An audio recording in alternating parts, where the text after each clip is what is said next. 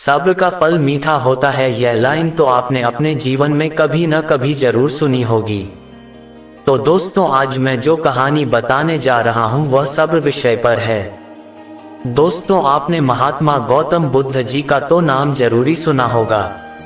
एक बार की बात है जब महात्मा गौतम बुद्ध जी अपने शिष्यों के साथ धर्म प्रचार प्रसार के लिए पूरे भारत देश के भ्रमण करने के लिए निकले थे।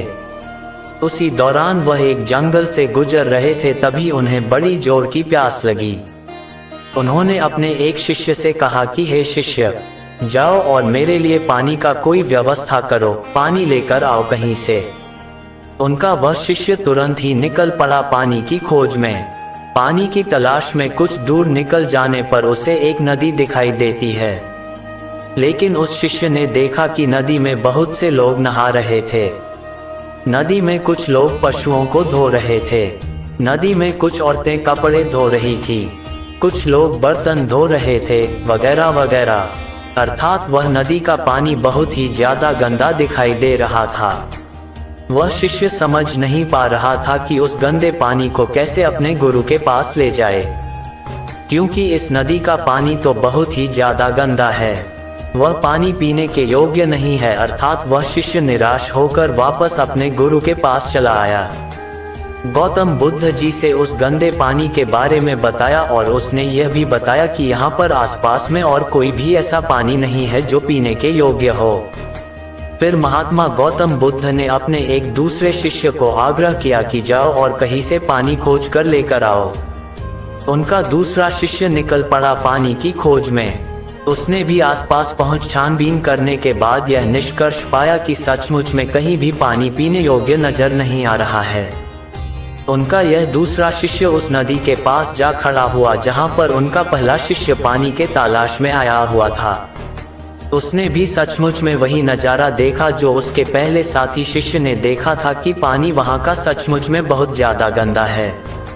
इधर महात्मा गौतम बुद्ध जी पानी का इंतजार कर रहे थे, तभी उन्हें यह दिखाई पड़ा कि उनका दूसरा शिष्य पानी लेकर आ रहा है। पास आने के बाद महात्मा गौतम बुद्ध जी ने उससे पूछा कि तुमने यह पानी कहाँ से लाया? आसपास तो कहीं साफ पानी था ही नहीं, फिर तुम यह साफ पानी कहाँ से लेकर आ रहे हो? तो उनके दूसरे इस शिष्य ने यह जवाब दिया कि गुरुदेव, मैं यह पानी उसी नदी से लेकर आ रहा हूँ। सभी लोग बड़े ही आश्चर्यचकित हो गए कि यह कैसे हो सकता है। पहले शिष्य ने तो यह बताया था कि उस नदी का पानी बहुत गंदा है। महात्मा गौतम बुद्ध ने अपने इस दूसरे शिष्य से इस साफ पानी का रहस्य पूछा। दूसरे शिष्य ने बड़े ही नम्र भाव से बताया कि मैं भी उस गंदे पानी को देखकर बहुत ही परेशान हो गया था कि अब क्या करूं, साफ पानी कहां से लेकर जाऊं।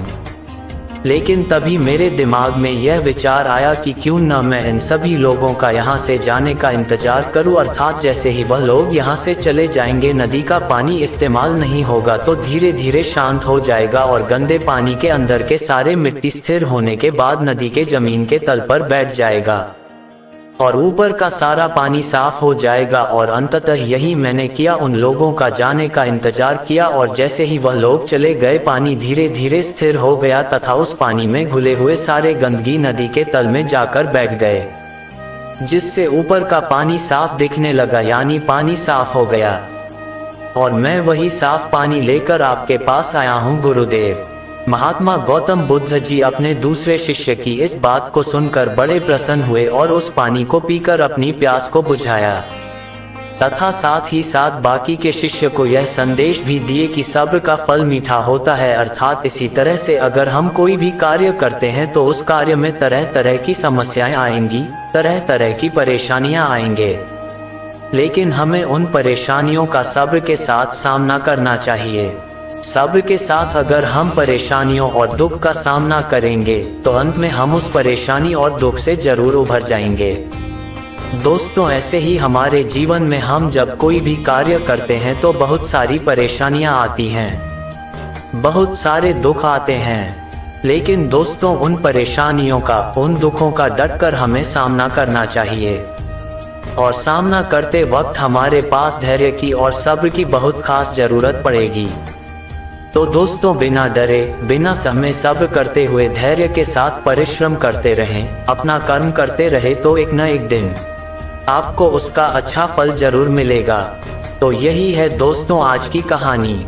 मैं आशा करता हूं कि आपको यह कहानी बहुत ही पसंद आई होगी और साथ ही साथ आपको इस कहानी से अपने जीवन से संबंधित बहुत सारी चीज़ों को सीखने को मिला होगा, जिससे कि आप अपनी लाइफ को बहुत बेहतरीन और सुखमय बना सकेंगे।